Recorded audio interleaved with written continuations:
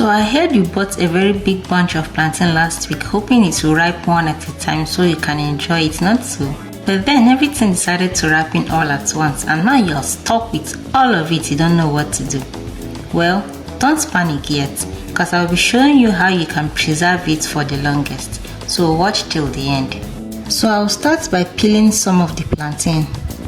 Mo, you have to forgive me. I was just busy shooting my video. I didn't know it wasn't capturing my hands well.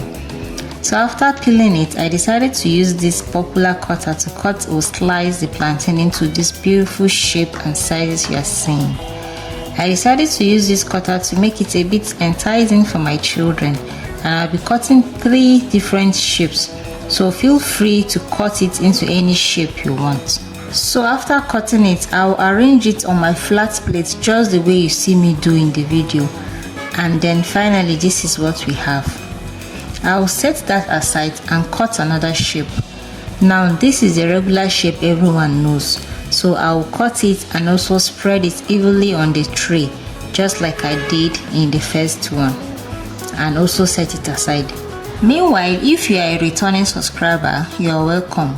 And if you are new on this channel, you are highly welcome too.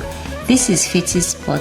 Please don't forget to like this video, and of course after watching it, and also subscribe to our channel for more amazing homemade recipes. The next shape I'll be cutting is this one in cube form.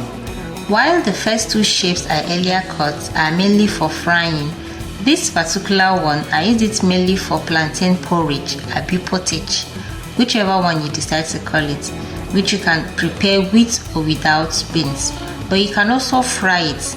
In fact, whenever I cook pasta, I prefer frying this particular shape. So when I'm done cutting, I'll transfer it to my nylon and it's ready to enter the freezer. Next is to take all the plantain and put them in the freezer. Now the ones I spread on the tray and plate, I'll leave them in the freezer for about 3 to 4 hours before moving to the next stage.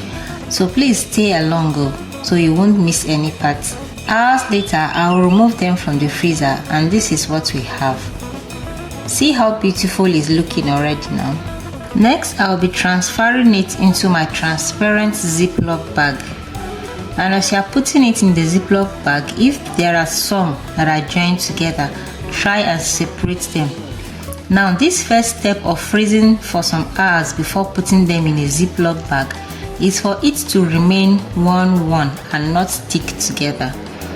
So when you put them directly into the Ziploc after cutting the plantain, they will all join and stick together, and when you want to fry it, it will be difficult for you to separate them.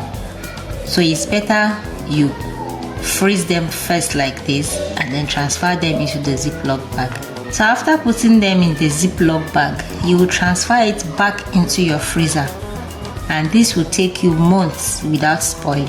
Now the unfortunate thing is that you can only use this method of preservation if you have constant power supply, because it needs to remain frozen at all times.